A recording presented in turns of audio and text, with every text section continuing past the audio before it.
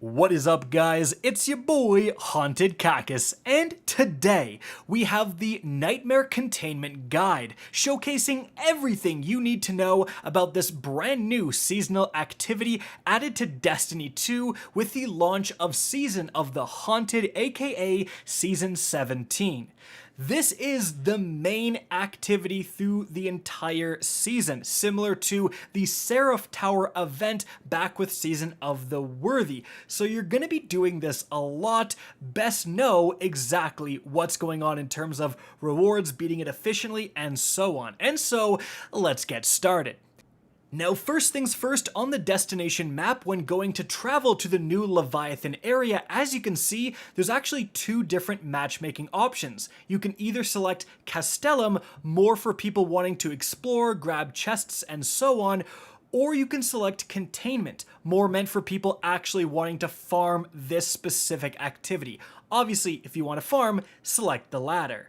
So, as of right now, this activity takes place in that main Castellum area of the Leviathan. However, as you can see when I travel into gardens, aka dogs for you veterans out there, there's the same kind of object I would interact with to start a Nightmare Containment, but I just can't interact with it. So what this tells me is that as this season goes on in the weeks to come, this activity may rotate to different parts of the Leviathan, so just be prepared for that. But moving on from there, you've actually started a Nightmare Containment. What happens next?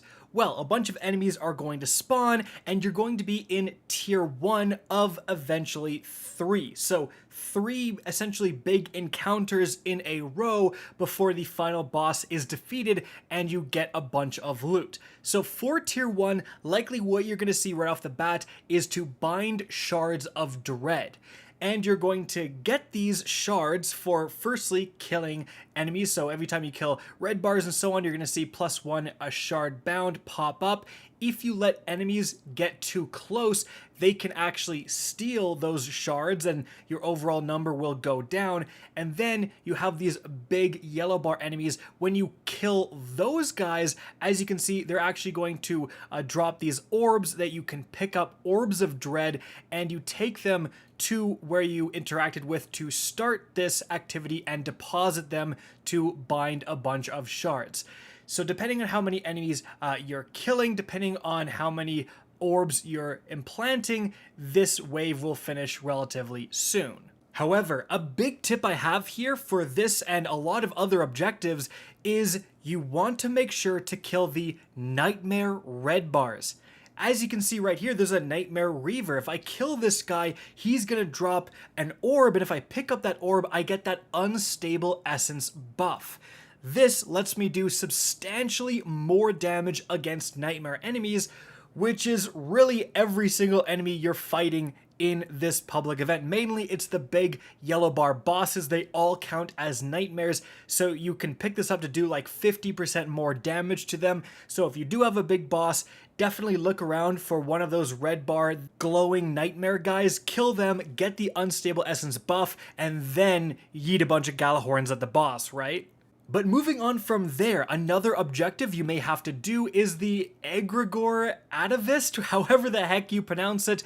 These are going to be certain Cabal that spawn around this main area. As you can see, there is a circle around them, and this circle is completely immune. You can't shoot through it, so you'll have to find where they are, run to them, and usually just go in, melee them or shoot them, and you'll kill them. At the beginning waves, it's going to be only 2. In later waves, you may have to kill 4, but I digress.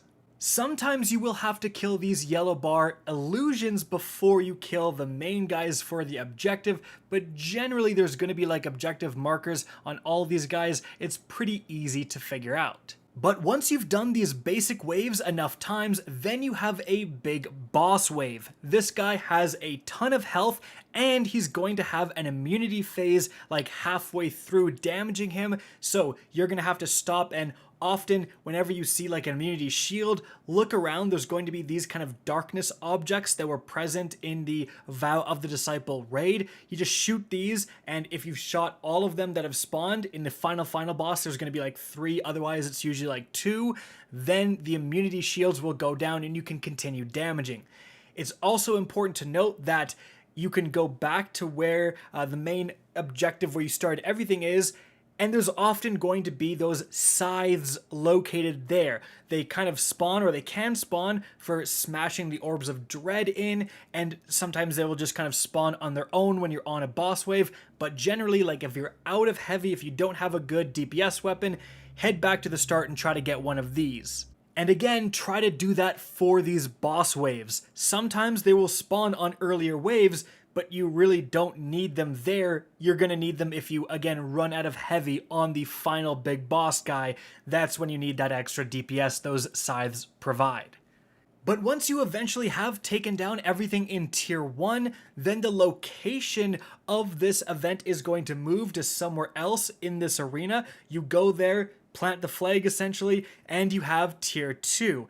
Tier 2 is pretty darn similar to Tier 1, it's just instead of, 2 Egregore atavists, there's 4, and you have to kill a couple guys before you reveal where they are, stuff like that. More enemies, slightly harder enemies, but the core objectives are going to remain pretty similar. You have another boss fight, and I'm going to interject here and say, turns out that when you do fight this boss, if you actually fail, as you can see, time runs out, you don't kill this guy, it will still go to Tier 3. However, the rewards could potentially be worse, and also after a Tier 1 or a Tier 2 completion, if you do kill the boss, there's actually going to be a heavy chest where you can go get all your heavy back, obviously quite useful for going into the next tier. If you do fail or time runs out, that heavy chest is not going to spawn. But moving on to Tier 3, this one isn't necessarily going to have the beginning waves to build it up. It's just one big boss with 3 damage phases. So DPS the crap out of him, he's going to eventually become immune. Then you're going to have kind of 2 immunity ogres spawn. Then you have to shoot the different objects around this arena to drop the shields on the ogres. Then you kill the ogres, and then you can damage the boss again. Now again, we're going to have this public event rotate to different areas within the Leviathan, and so the final boss and the mechanics involved may change week to week to week. In any event, once you do take down that final boss, then you get your rewards, and here is where things get really interesting. So, first off, there's going to be a chest, which does open up and give you a guaranteed reward, though often it's not that good.